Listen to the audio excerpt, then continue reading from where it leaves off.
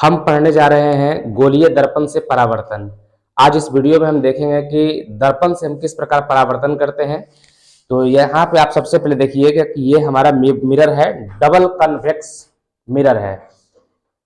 यह है double convex optical true mirror है और इसका जो फोकस लेंथ है वो है 15 सेंटीमीटर है।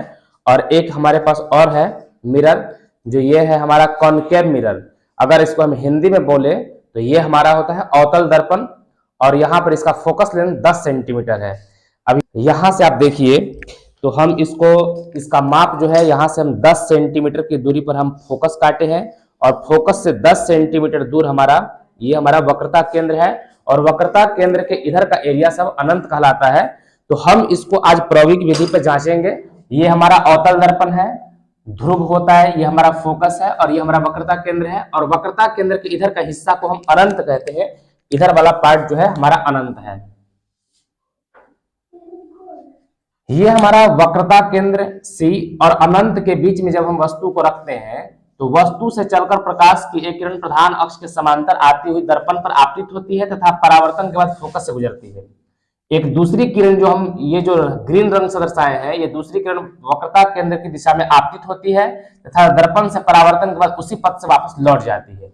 ये दोनों परावर्तित किरणें एक दूसरे को वक्रता केंद्र और फोकस के बीच में काटती है, इसका प्रतिबिंब बनता है। यह प्रतिबिंब देख लीजिए, इस लाइन के ऊपर रहेगा तो सीधा, इस लाइन के नीचे है तो उल्टा, ये उल्टा बन रहा है। वस्तु का साइज देखिए आप, लगभग इस कलम के जो है, यहाँ से जो रेड वाला पार्ट है उसको हम अगर हटा दें, ये रेड वाला पार्ट जो हटा दे इतना बन रहा है और ये देखिए छोटा बन रहा है, बिल्कुल इसका आधा बन रहा है, तो वस्तु से छोटा बनता है। इसी चीज को हम लोग इस कन्वेक्स जो कॉनकेव मिरर है, जिसको हम अवतल दर्पण बोलते हैं, इससे हम लोग लागू करते हैं। सबसे पहले आप देख लीजिए कि अवतल दर्पण होता कैसे है।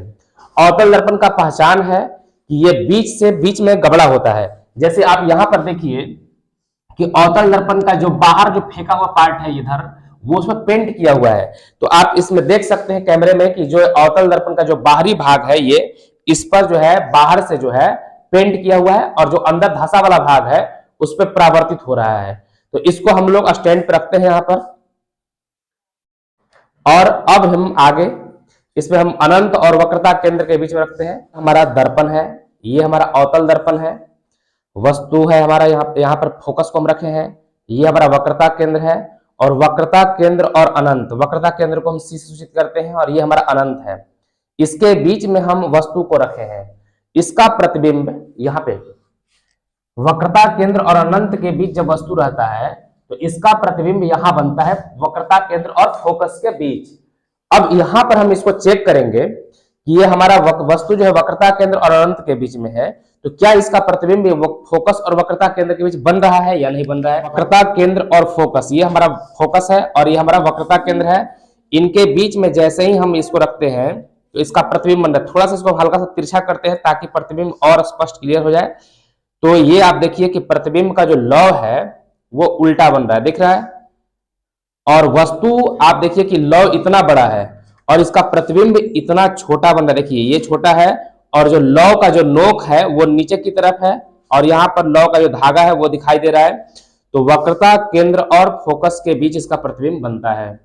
जब वस्तु को हम वक्रता केंद्र पर रख रहे हैं, देखिए ये हमारा वक्रता केंद्र है, वस्तु को यहाँ रखे हैं, तो एक किरण जाएगा प्रधान अक्ष से समांतर और परावर्तित होकर फोकस से गुजरेगा। एक दूसरी किरण फोकस की दिशा में आती है और दर्पण से परावर्तन के बाद समांतर जाती है। तो ये दोनों परावर्तित किरणें जो है एक दूसरे को वक्रता केंद्र पर काटती हैं और इसका प्रतिबिंब भी वक्रता केंद्र पर बनता है।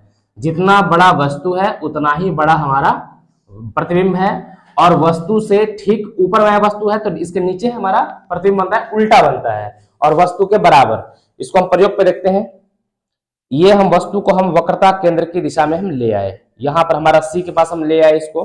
तो ये देख सकते हैं कि जितना बड़ा हमारा वस्तु है उतना ही बड़ा हमारा प्रतिबिंब बन रहा है और इस प्रतिबिंब को हम पर्दे पर प्राप्त कर सकते हैं। वस्तु जो है उसका लौ ऊपर की ओर जा रहा है और इसका जो लौ है वो नीचे की तरफ आ रहा है। तो ये हमारा वास्तविक प्रतिबिंब है, उल्टा बन रहा है और वस्तु के बराबर बन रहा है और वक्रता केंद्र पर बन रहा है। देखिए C है वक्रता केंद्र है, केंद्र पर ही ये बन रहा है। देखिए जब वस्तु को हम वक्रता केंद्र और फोकस के बीच रखते हैं, देखिए ये वक्रता केंद्र और फोकस है, इसके बीच में वस्तु को रखे हैं तो इसका इससे एक किरण जाएगा प्रधान अक्ष से समांतर होकर दर्पण से फोकस से गुजरेगा या परावर्तन के बाद, और एक दूसरी को लंबवत आ जाती है और लंबवत ही वापस लौटती है, परावर्तित होती है। ये दोनों परावर्तित किरण एक दूसरे को वक्रता केंद्र और इधर के हिस्सा अनंत कहते हैं, इनके बीच में ये प्रतिच्छेद करता है। आप देखिए वस्तु इतना छोटा है और प्रतिबिंब इससे बड़ा बन रहा है। तो इसको हम यहाँ प्रायोगिक विधि में देखते हैं कि अब हमें वस्तु को जो है वक्रता केंद्र और फोकस के बीच रखनी है। तो वस्तु को हम वक्रता केंद्र और फोकस के बीच में रखते हैं, और इसका जो प्रतिबिंब है वो बनता है हमारा वक्रता केंद्र और अनंत के बीच बनता है। तो वक्रता केंद्र और अनंत के बीच हम देखेंगे। आप देख सकते हैं कि ये जो है वस्तु है, ये हमारा वक्रता केंद्र यहाँ सी है और ये इधर का हिस्सा अनंत कहलाता है। तो यहां पर आप देख सकते हैं कि ये काफी बड़ा बन रहा है। देखिए ये वस्तु कितना छोटा है, ये देखिए वस्तु इतना छोटा है और प्रतिबिंब इतना बड़ा बन रहा है, इतना लंबा बन रहा है, और ये उल्टा भी बन रहा है, देख रहे हैं ये उल्टा बन रहा है। तो ये इसका जो है वस्तु जब वक्रता केंद्र और फोकस के बीच रखते हैं तो इसका प्रतिबिंब वक्रता केंद्र और अनंत के बीच बनता है, वस्तु से काफी बड़ा बनता है और उल्टा बनता है। जब वस्तु को हम फोकस पर रख देते हैं, ये हमारा वस्तु ए बी है, तो देखिए एक किरण यहां से जाएगा और परावर्तित होकर फोकस से गुजरेगा, एक दूसरी किरण जो है लंबवत जाएगी, ये लंबवत जा रही है और परावर्तन के बाद इसी पथ से वापस लौट आएगी। तो ये दोनों किरणें आप देखिएगा कि एक दूसरे को प्रतिच्छेद नहीं करती हैं, करेंगे भी तो बहुत दूर जाकर के अनंत पर मिलेंगे और वस्तु काफी बड़ा होगा। तो हम इसको जो है अब इसको फोकस पर हम लेके आते हैं, वस्तु हमारा एफ पर, यहाँ आपको एफ दिख रहा होगा, देखिए ये एफ है, फोकस पर हम इसको लेकर के आए वस्तु को। अब इसका जो प्रतिबिंब बनेगा वो अनंत पे बनना चाहिए। तो अनंत के लिए हम यहां पर आप देखिएगा तो ये काफी बड़ा बन रहा है, और यहां पर आकर के ये फोकस देखिए यहां पर इतना बड़ा, काफी बड़ा बन रहा है, और इतना बड़ा है कि दिखाई स्पष्ट नहीं दे रहा है, और हल्का सा वो दीवाल है, ये दीवाल है, और दीवाल पे हम दिखाने के लिए लाइट और ऑफ करते हैं। तो ये देखिए अब इसका फोकस जो है, ये देखिए इतना बड़ा बन रहा है। वस्तु जो है, देखिए वस्तु जो है यहाँ पर, वस्तु जो है इतना छोटा है, वस्तु मात्र 1 इंची या 1.5 इंची का है, और यहाँ पर हम दीवाल दिखा रहे हैं कि ये दीवाल पे जो प्रतिबिंब है वो एक बित्ता से ऊपर का बन रहा है। देखिए लाइट ऑफ करते हैं, देखिए एक बित्ता से भी ऊपर बन रहा है। तो आप सोच सकते हैं कि वस्तु कितना बड़ा बन रहा है, और ये अनंत पर जाके बनता है। ये हमारा यहाँ पर वास्तविक बन रहा है और उल्टा बन, देखिए प्रतिबिंब उल्टा है, ये लौ का निचला हिस्सा है और ये लौ का जो ऊपरी हिस्सा है वो नीचे है, लौ का निचला हिस्सा ऊपर है।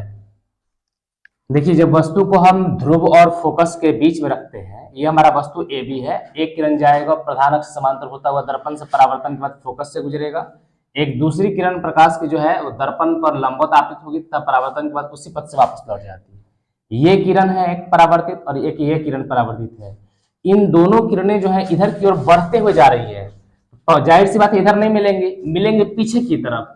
तो पीछे की तरफ हम डॉटेड लाइन से दर्शाते हैं, और यहाँ पर आप देखिए तो इसको हम मिला दें अगर यहाँ पे हम, तो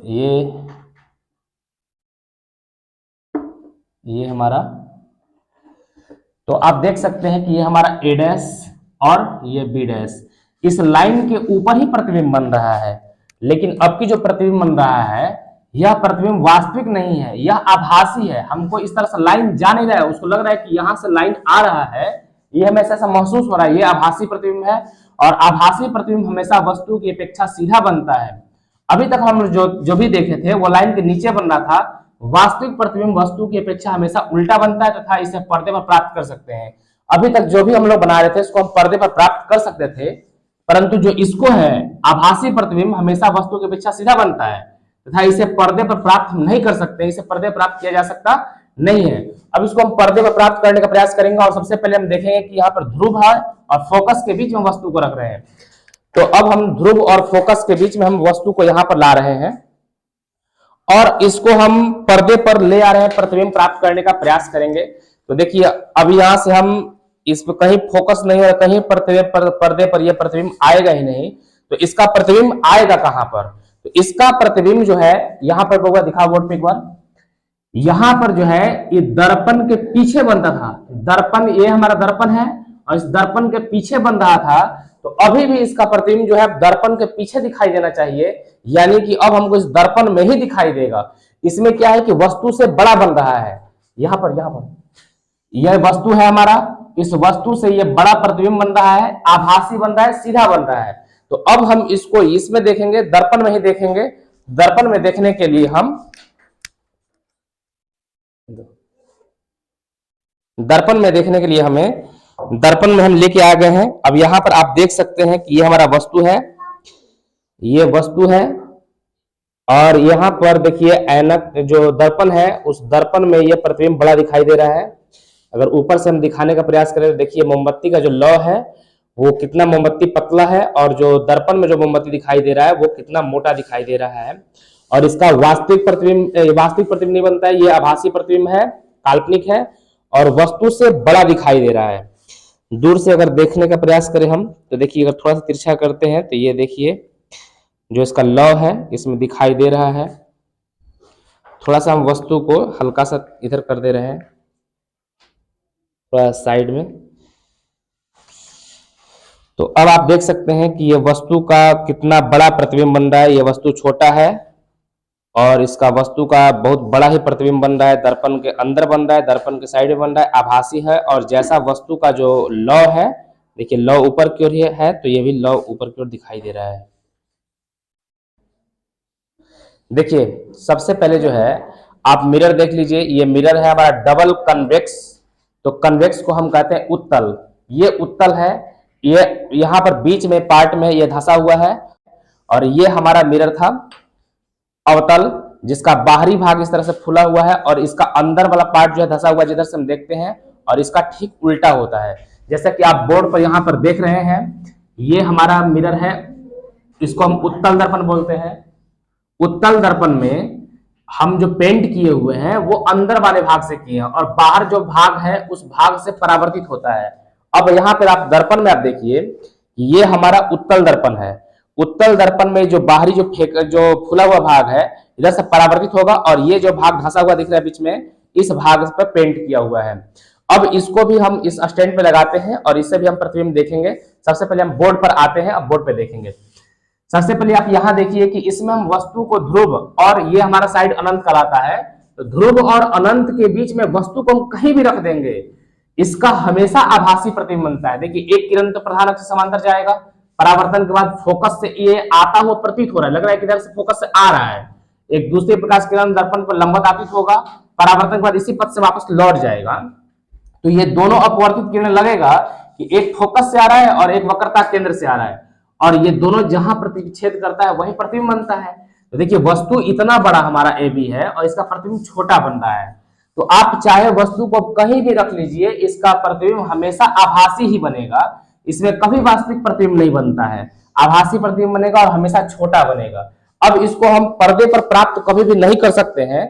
तो अब आप इसको देखिएगा, कहीं पर्दा लगाइएगा तो कोई भी चीज इस पे नहीं आएगा, कहीं भी पर्दा लगा के देखिएगा नहीं आएगा। तो ये दिखेगा कहां? तो ये दर्पण के अंदर दिखेगा। तो अब हम दर्पण के अंदर देखते हैं, ये हम आगे दर्पण पे, और दर्पण के अंदर हम देख रहे हैं, ये देखिए